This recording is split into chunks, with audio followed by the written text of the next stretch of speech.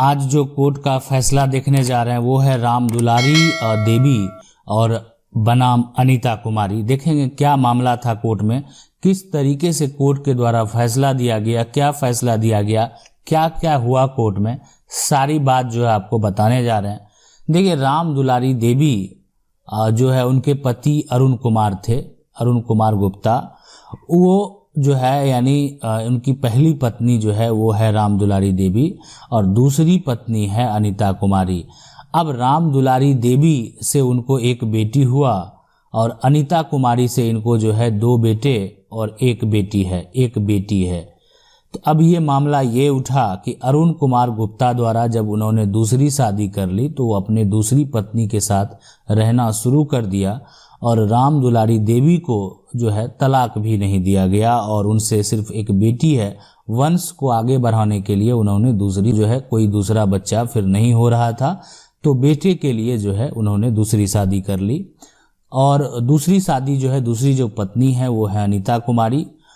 उसके बाद हुआ यूं, शुरू में जो है राम दुलारी देवी कुछ समय जो है अपने मायके रहने लगी और फिर जो है घर आके भी रहती थी। शुरू में जब उनके पति जीवित थे तो उनको जो है किसी तरह का कोई भी जो है समस्या नहीं हुआ और जो है और उन्होंने जो है एक तरह से कानून का भी कोई भी सलाह जो है नहीं लिया।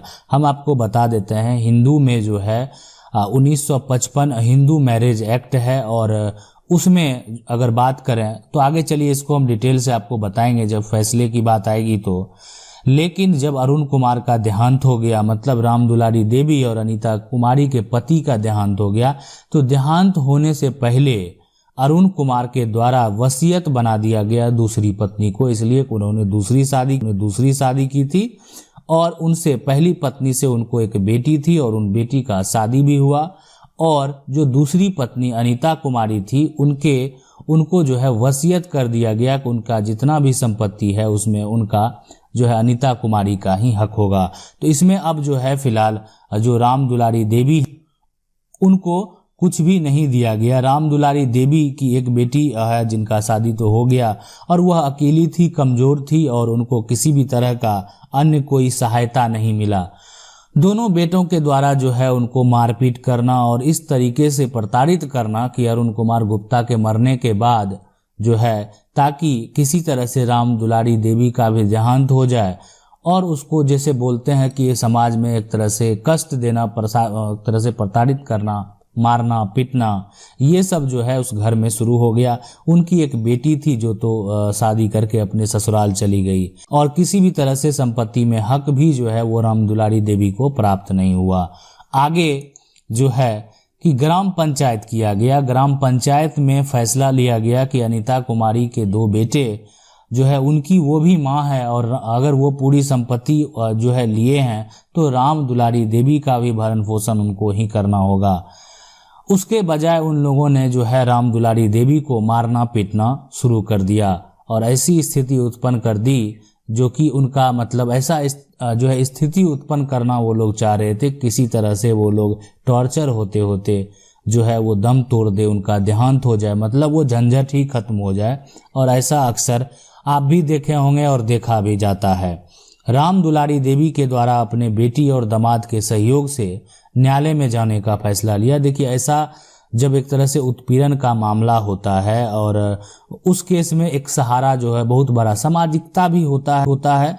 और दूसरा अगर बात करें ग्राम पंचायत का भी जो है वो लोग फैसला मतलब बिल्कुल उस समय एक्सेप्ट तो किए, लेकिन जो एक तरह से जो प्रक्रिया है जो मतलब करना चाहिए सहयोग, वो उनके द्वारा नहीं किया गया। ठीक है, और इसलिए जो है उनको बेटी और दामाद का सहयोग मिला और सहयोग से जो है राम दुलारी देवी ने जो है न्यायालय में अपना हक के लिए लड़ाई उन्होंने जारी कर दिया। आगे देखें क्या होता है कि मामला सिविल कोर्ट में गया। तो मामला सिविल कोर्ट में जाने के बाद क्या हुआ कि जो है एक तो राम दुलारी का जो लड़ाई था वो हक का लड़ाई था।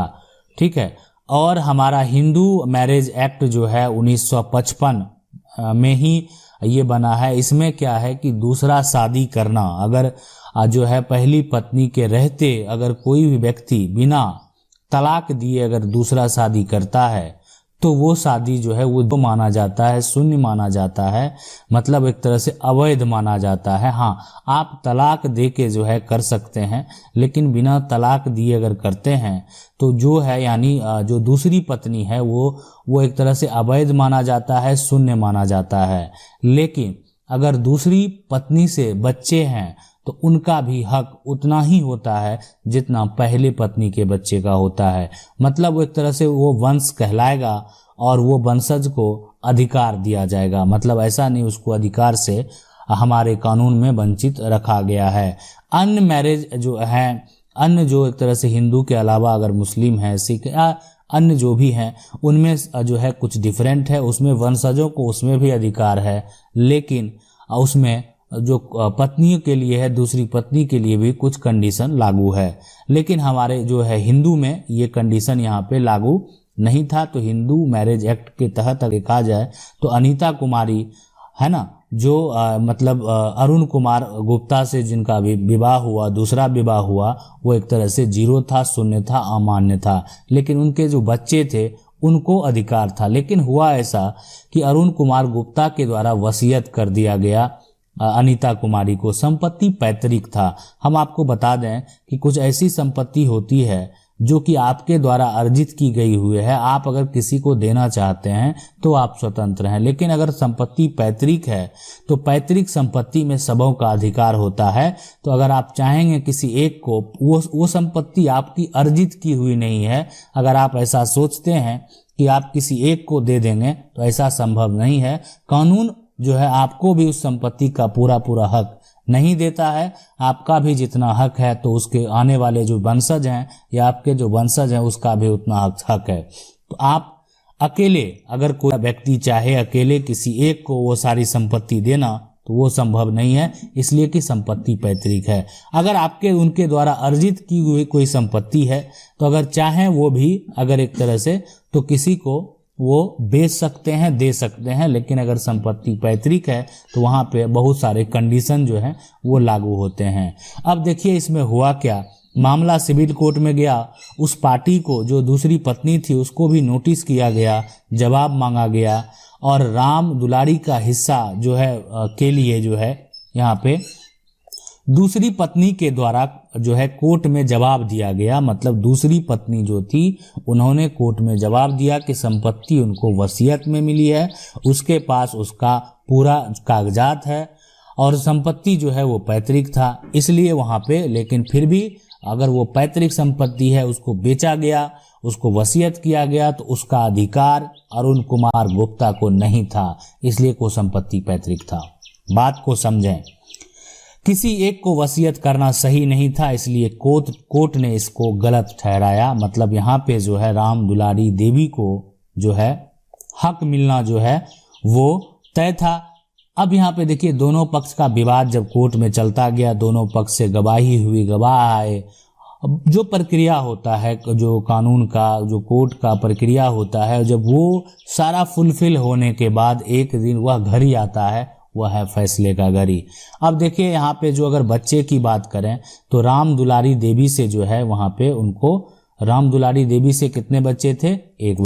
और अनीता कुमारी जो है इनसे इनको जो है दो बेटे है ना, दो बेटे और एक बेटी थी, और यहाँ पे एक बच्चे थे। तो टोटल 4 बच्चे हो गए संपत्ति में। आप समझ सकते हैं कि यहाँ पे एक बेटा हो गया और यहाँ पे एक बेटा हो गया, एक बेटी और यहाँ पे तो टोटल 4 बच्चे हो गए। लेकिन जो पत्नी का अधिकार है वो भी अगर तलाक नहीं दिया गया है तो वो राम दुलारी देवी का होगा।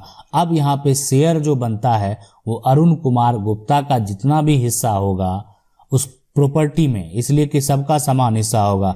कितने हिस्से हो जाएंगे? यानी टोटल 5 हिस्से उस प्रॉपर्टी के होंगे। बेटी का भी होगा, बेटे का भी होगा, जो दोनों बेटे हैं उसका भी होगा, एक बेटी का भी होगा, और उसके बाद उसके अलावा उस अरुण कुमार गुप्ता यानी उसके पिता का होगा। और पिता का जो मृत्यु के बाद जो उसका अधिकार होगा वो उसकी पत्नी यानी राम दुलारी देवी की होगी, ना कि अनीता कुमारी की। इसलिए कि इनका जो विवाह है वो एक तरह से शून्य माना गया।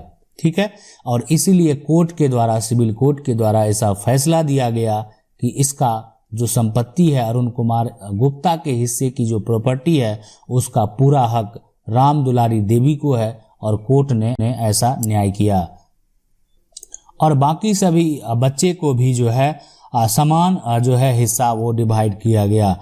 इस जो जजमेंट है उससे आप क्या सीखते हैं कि वसीयत जो है वो अगर कोई पैतृक संपत्ति को करता है और वो तो एक तरह से ये माना जाएगा कि ये धोखे से करवाया हुआ जानबूझकर करवाया गया वसीयत है और वो सही नहीं है और जो है पहली पत्नी को जो है वो अधिकार दिया गया।